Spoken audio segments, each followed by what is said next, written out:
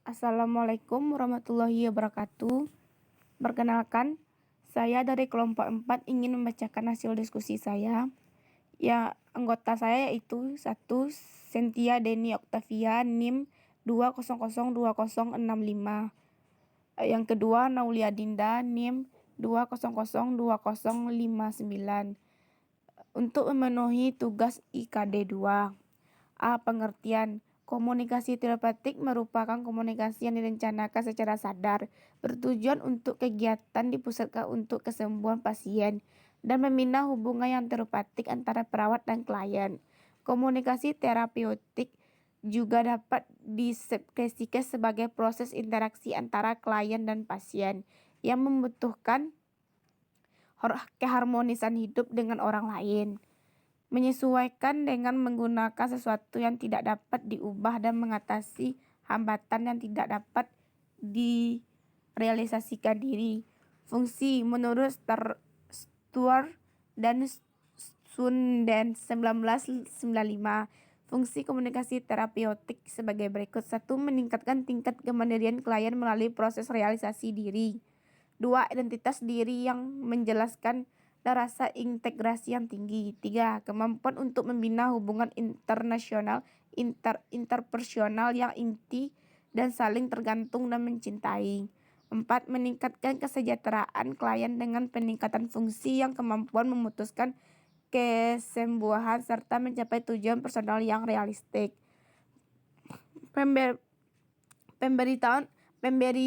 Pemberian komunikasi terapeutik yang diberikan oleh perawat pada pasiennya berisi tentang diagnosa penyakit, manfaat, urgensinya, tindakan medis, risiko komplikasi yang memungkinkan terjadi, prosedur alternatif yang dapat dilakukan, konsekuensi yang dapat terjadi apabila tidak dilakukan tindakan medis, dampak yang ditimbulkan dari tindakan medis, serta keberhasilan atau ketidakberhasilan secara tersebut. Tujuan. Pelaksanaan komunikasi terapeutik bertujuan untuk membantu pasien memperjelas penyakitnya yang dialaminya, juga mengurangi beban pikiran dan perasaan untuk dasar tingkat guna menyembuhkan keadaan situasi yang lebih baik. Komunikasi terapeutik diharapkan dapat mengurangi keraguan serta membantu dilakukannya tindakan efektif. Mempererat interaksi kedua pihak, yaitu antara pasien dan perawat, secara personal dan profesional dalam rangka membantu penyelesaian masalah pasien. Menurut Stur dan Larai 2005, tujuan komunikasi terapeutik adalah kesadaran diri, penerimaan diri, dan meningkatkan kehormatan diri, identitas pribadi yang jelas, dan meningkatkan integrasi pribadi, kemampuan untuk memberikan suatu keintiman, saling ketergantungan, hubungan internasional dengan kapasitas memberikan, menerima cinta, mendorong fungsi dan meningkatkan kemampuan terhadap kebutuhan yang memuaskan dan mencapai tujuan pribadi yang realistik.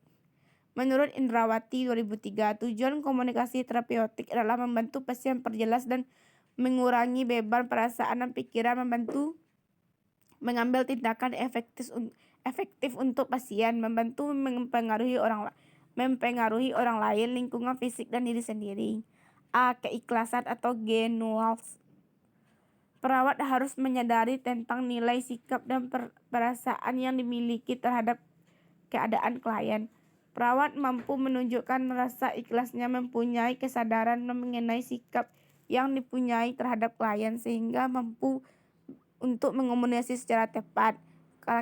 Karakteristik yang B. Empati.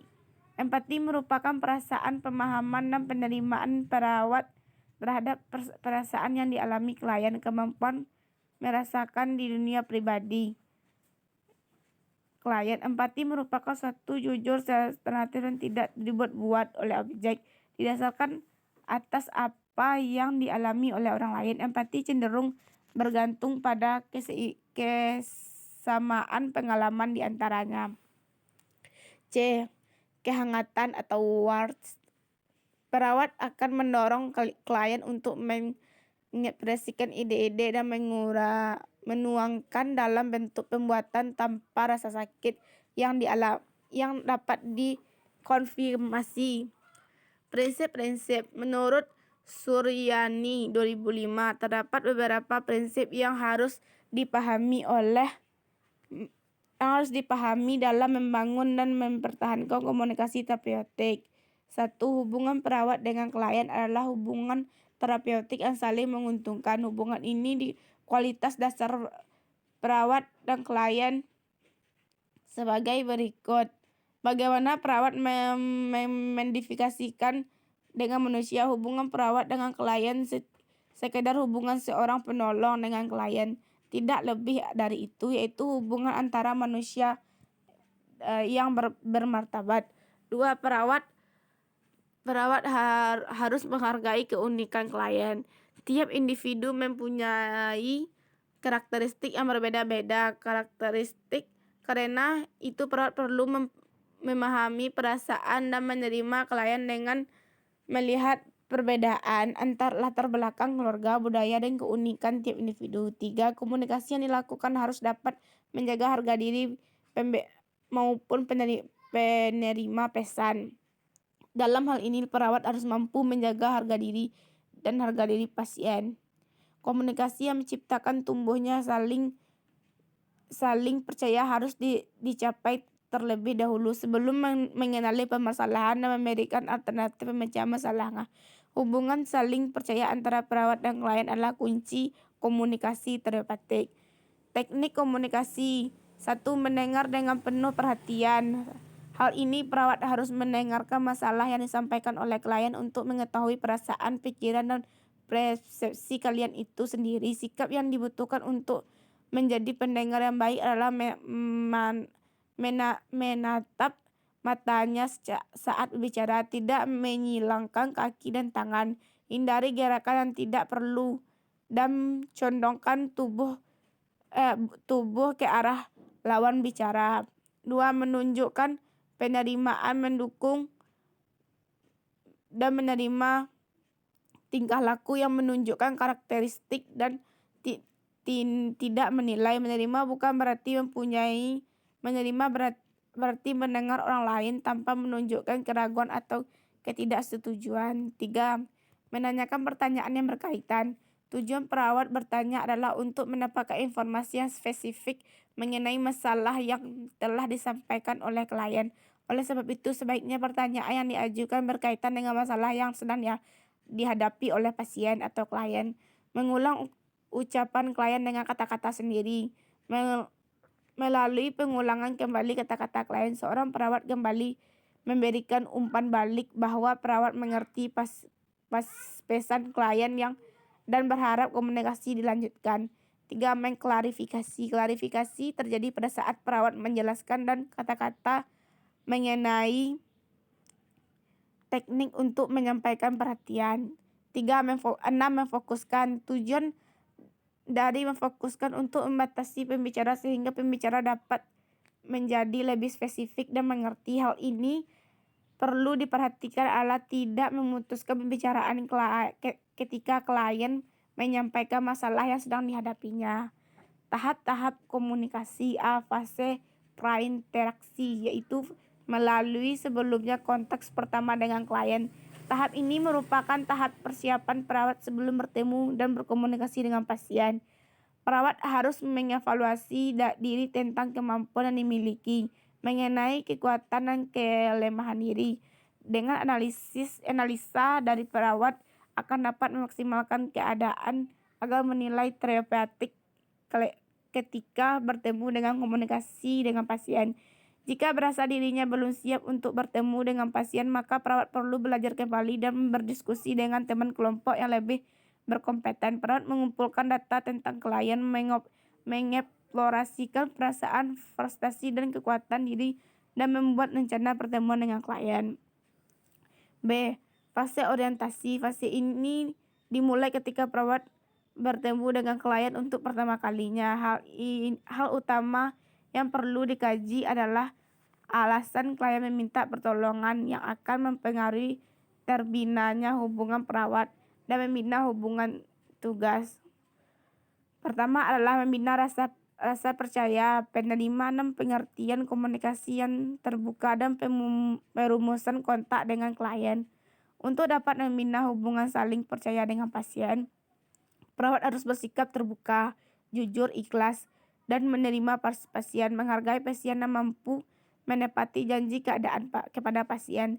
Selain itu, perawat harus merumuskan suatu kontrak bersama dengan pasien. Kontrak yang harus dirumuskan dan setujui bersama adalah tepat, waktu dan topik pertemuan. Perawat juga bertugas untuk mengali perasaan dan pikiran pasien serta mengidentifikasi masalah pasien. Pada tahap ini, perawat melakukan kegiatan sebagai berikut: memberi salam dan senyum pada klien, melakukan validasi kognitif, psikomotor, motor, afektif, memperkenalkan nama perawat, menanyakan makanan kesukaan klien, menjelaskan kegiatan yang akan dilakukan, menjelaskan waktu yang dibutuhkan untuk melaksanakan kegiatan, menjelaskan kerahasiaan. Tujuan akhir dari fase ini adalah terbina hubungan saling percaya.